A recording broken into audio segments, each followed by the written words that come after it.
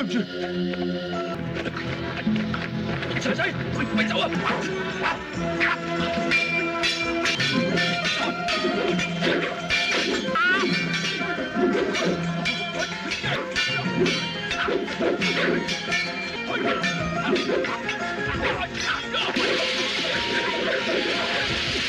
！Halo guys, masih bersama saya Stephen di channel Broview Series. Kali ini saya akan membawakan alur cerita film yang berjudul Drunken Master. Film ini mengisahkan tentang Wong Fei Hung, bocah yang sulit diatur. Dia harus mendalami jurus kungfu pukulan mabuk demi mencegah aksi seorang pembunuh berbahaya yang siap datang untuk menyerang mereka. Seperti apakah kisahnya? Langsung saja, sebelum masuk ke ceritanya seperti biasa, siapkan apa? Ya tentunya Kopai dan Udbray untuk menemani kalian dalam menonton alur cerita film ini. Dan sekarang kita masuk intro.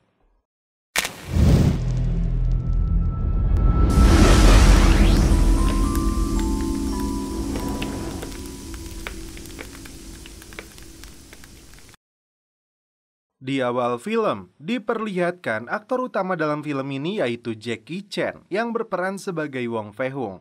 Ditemani ayahnya yang bernama Wong Kei-ying dan pelayannya yang bernama Cho, mereka hendak menaiki sebuah kereta untuk kembali pulang ke Kanton setelah melakukan perjalanan ke Timur Tengah.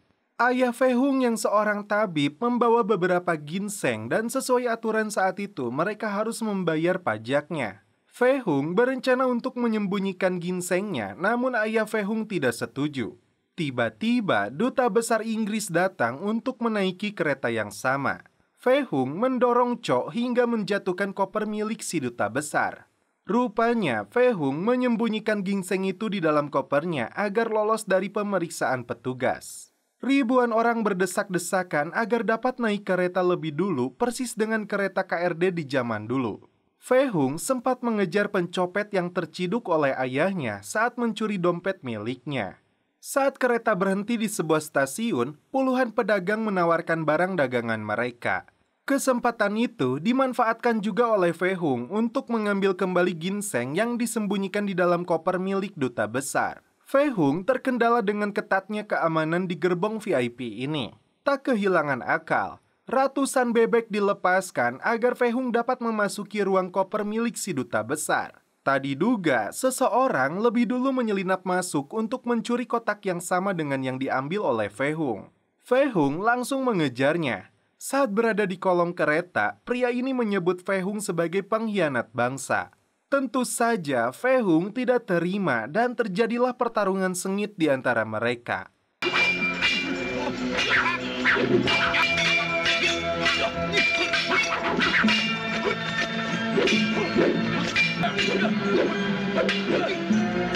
Pria yang diketahui bernama Fu Wenqi ini adalah seorang misionaris yang membela bangsanya dari kekejaman antek asing.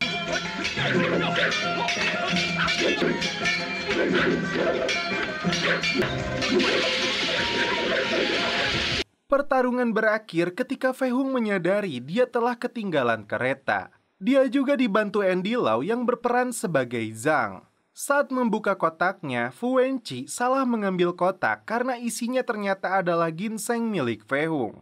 Di dalam kereta, antek duta besar itu melakukan razia kepada semua penumpang untuk mencari barang mereka yang hilang. Fei Hung dan ayahnya memperlihatkan satu persatu obat-obatan yang mereka bawa.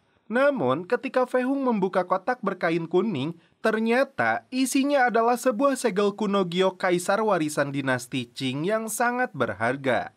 Terkejut isinya bukan ginseng, Fei Hung langsung menyembunyikannya. Saat petugas memaksanya, beruntung Zhang ternyata adalah seorang intelijen dari pemerintah pusat dan menyuruh petugas untuk meninggalkan gerbong ini. Duta besar Inggris kecewa kepada anak buahnya karena segel itu harusnya dia jual kepada Museum Seni Inggris. Scene berpindah ke rumah Wong Kei-ying. Ibu tiri Fei Hung ini sangat gemar bermain judi mahjong bersama teman-teman arisannya. Ketika dia tahu suaminya telah kembali pulang, si Ece ini berpura-pura sedang memeriksa keadaan pasien. Akan tetapi, Fei Hung sudah tahu dengan kebiasaan buruk ibunya ini. Masalah kembali muncul saat Tuan Chan yang memesan ginseng itu datang ke rumah Fei Hung. Tidak ingin mendapat masalah dari ayahnya, Fei Hung meminta bantuan ibu tirinya. Bukannya ginseng pengganti, dia malah membawakan lobak besar. Hampir saja terciduk dengan kesalahannya, Fei Hung kemudian mengambil akar bonsai milik ayahnya, yang mirip sekali dengan ginseng. Istri Wong Keiying yang bernama Ling mengalihkan perhatian suaminya itu agar Fei Hung segera memberikan ginseng palsu kepada Tuan Chan. Meskipun sementara ini Fei Hung dapat bernafas lega, namun dia khawatir akar bonsai itu mengandung racun. Sin berpindah ke sebuah pabrik baja yang dikuasai Antek Inggris. Para pekerja Cina di pabrik ini dipaksa bekerja lembur selama sebulan tanpa mendapatkan bayaran lebih. Tentu saja para buruh ini menolak dan memilih untuk pergi. Kejamnya si mandor dan orang kepercayaan duta besar Inggris ini menghajar para pekerja yang tidak mau menuruti perintah mereka.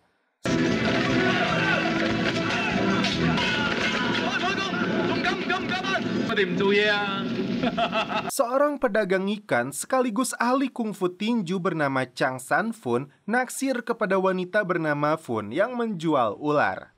Cintanya tidak dibalas karena Fun lebih menyukai Fei Hung. Merasa tertantang, Chang San menantang Fei Hung untuk melawannya.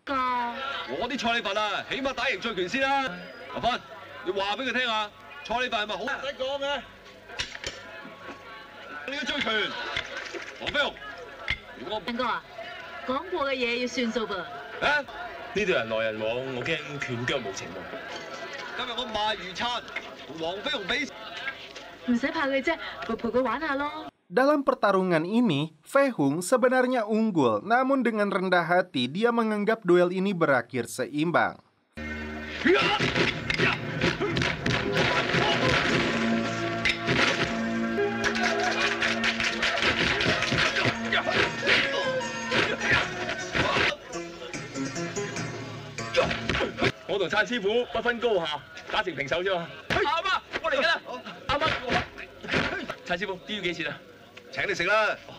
Fei Hung kembali mengantar ibunya ini menemui ayahnya.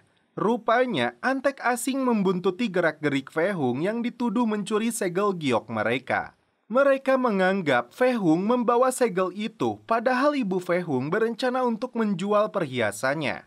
Tiba-tiba, perhiasan itu dirampok oleh mereka. Fei Hung langsung mengejar dan berhasil mendapatkannya kembali.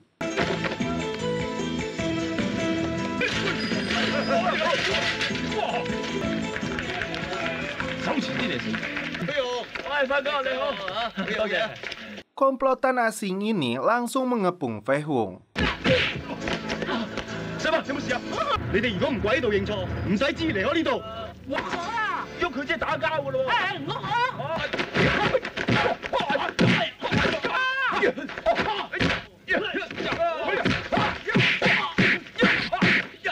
Untuk menunjukkan kemampuan anaknya di depan orang-orang, Ibu Fei Hung mengambil beberapa botol miras impor dari dalam restoran dan tagihannya ditujukan kepada Guru Wong.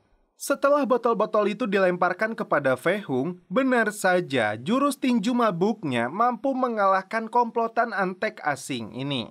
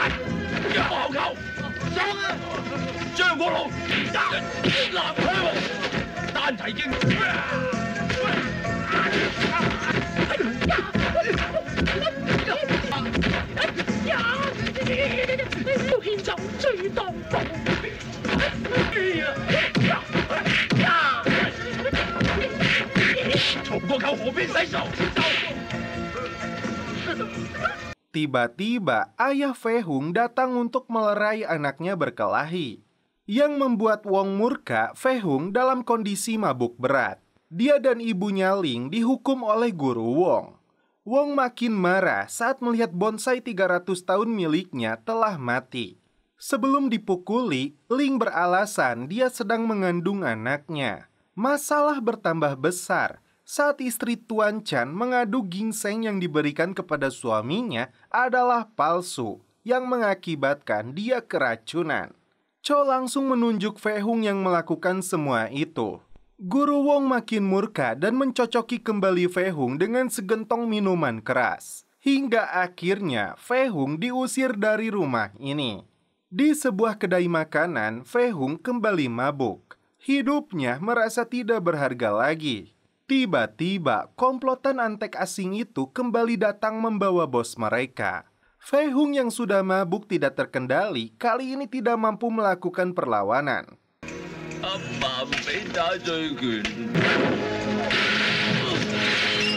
Teman Fei Hung yang kebetulan melihatnya tidak mampu melawan mereka.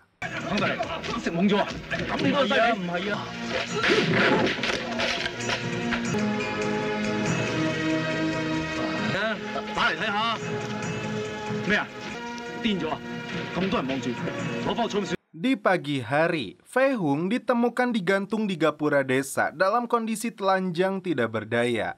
Guru Wong dan Ling tidak tega melihat kondisi anaknya itu dan langsung membawanya pulang. Setelah pulih, Fei Hung meminta maaf kepada ayahnya dan berjanji tidak akan mabuk lagi. Malam hari, Fu Wenqi datang ke rumah Fei Hung. Tanpa menanyakan maksud kedatangannya, Ling langsung menyerang pria ini. Fei Hung dan Guru Wong kemudian datang membantu.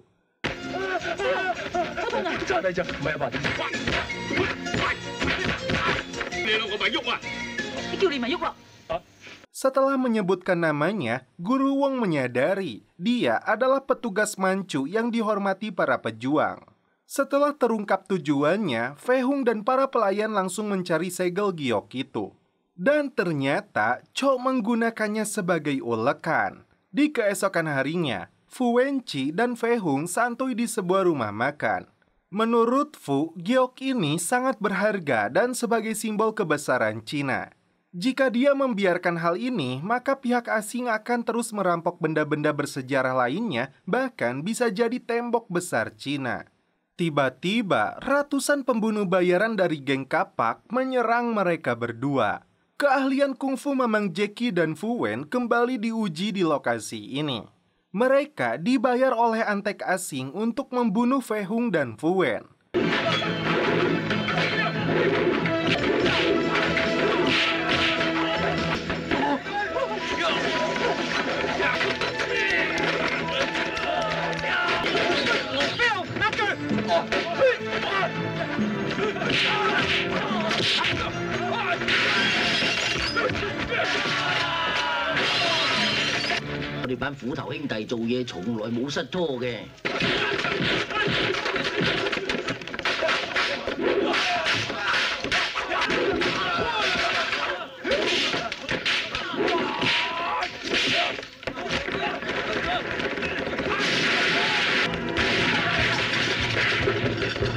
Naas, punggung Fu Wen tertancap kapak.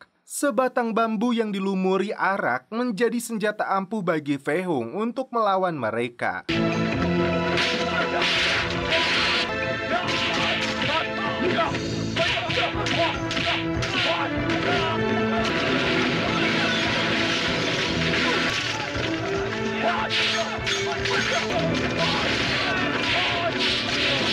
Tak lama kemudian, teman-teman Fei Hung datang untuk membantu.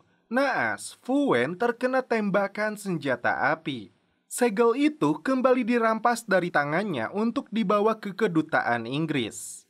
Malam hari, Fei Hung dan Chang San tanpa sengaja kembali bertemu di kedutaan untuk mengambil kembali segel tersebut. Rupanya, aksi mereka telah terendus pihak kedutaan.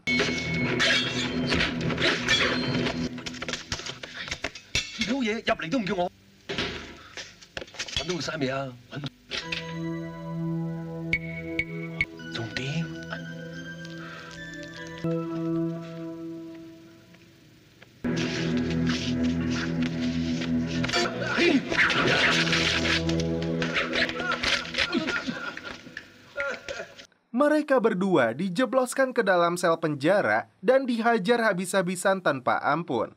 Situasi ini dimanfaatkan duta besar untuk memaksa Guru Wong menjual perguruan Pocilam, jika tidak, Fei Hung akan dieksekusi mati. Tidak ada pilihan, demi menyelamatkan anaknya, Guru Wong dengan terpaksa menjual perguruannya. Rencana busuk dilakukan duta besar untuk menutup pabrik baja dan mengirimkan barang selundupannya ke luar negeri. Fei Hung dan para pekerja bekerja sama untuk menyelidiki masalah ini. Ho Sang dan temannya diam-diam melihat peti yang akan mereka kirim.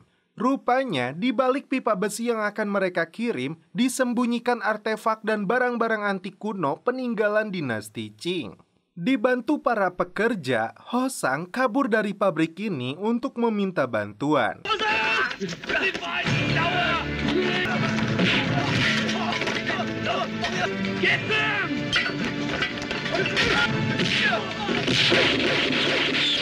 Meskipun dilarang keluar dari rumahnya, namun Fei Hung tidak bisa membiarkan martabat Cina diinjak-injak.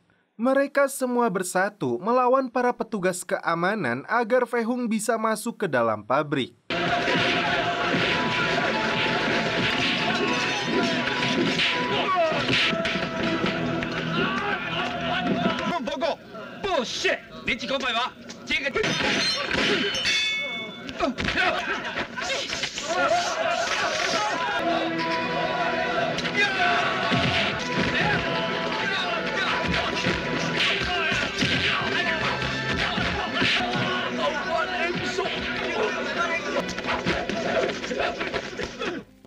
Lawan pertama Fei Hung adalah seorang petarung yang menggunakan rantai sebagai senjatanya.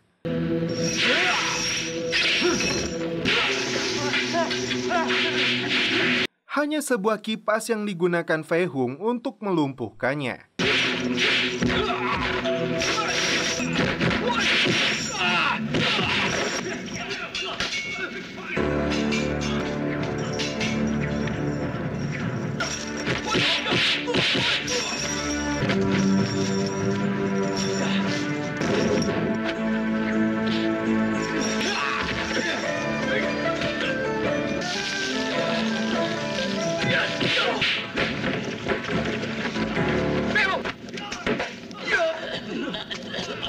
Selanjutnya, dia berhadapan dengan 4 orang sekaligus.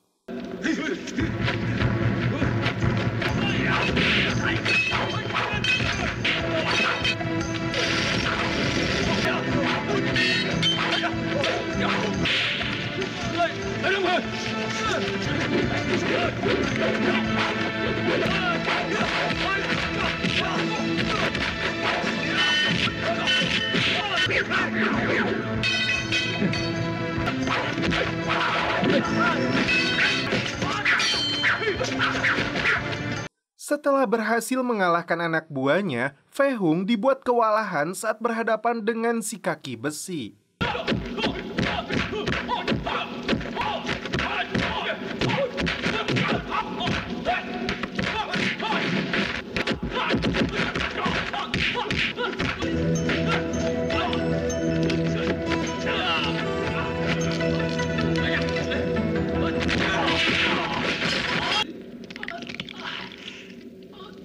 Fei Hung mencoba mengeluarkan jurus tinju mabuknya. Namun karena dia tidak meminum arak, jurus tersebut kurang berarti banyak.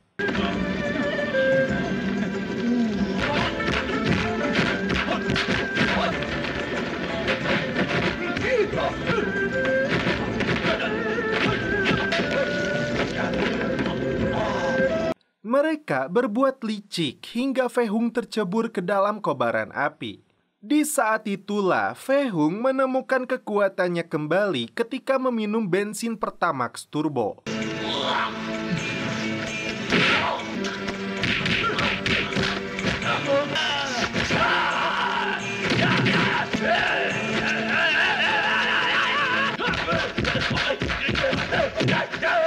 Terapnya saja bagaikan api naga. Dan inilah pembalasan yang dilakukan Fei Hung.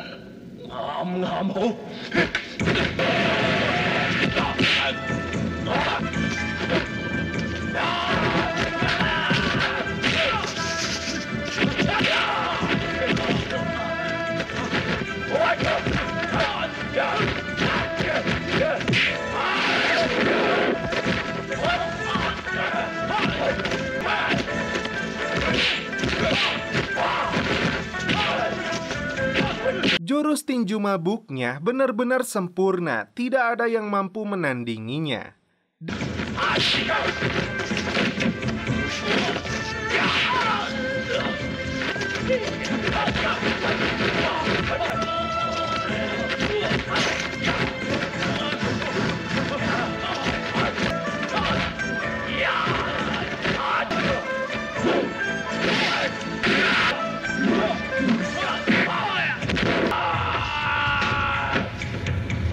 Dan akhirnya si kaki besi itu pun tumbang.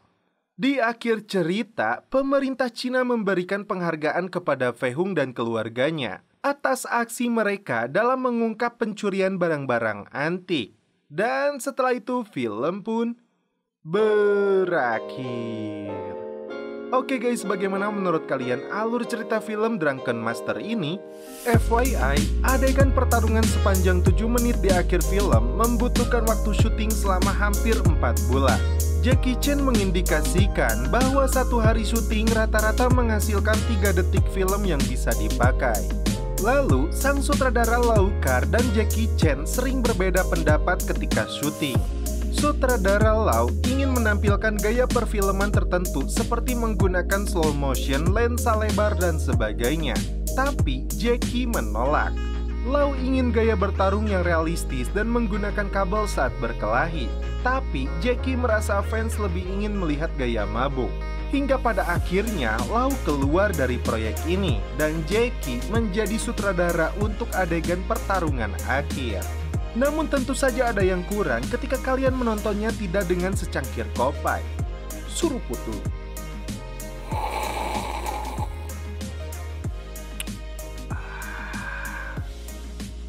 Mantap. Oke guys, cukup sekian alur cerita film ini. Salam penutup seperti biasa dari kami. Mohon maaf bila ada kata-kata yang kurang berkenan di hati kalian. Mohon dimaafkan ya. Salam perfilman duniawi. Keep enjoy.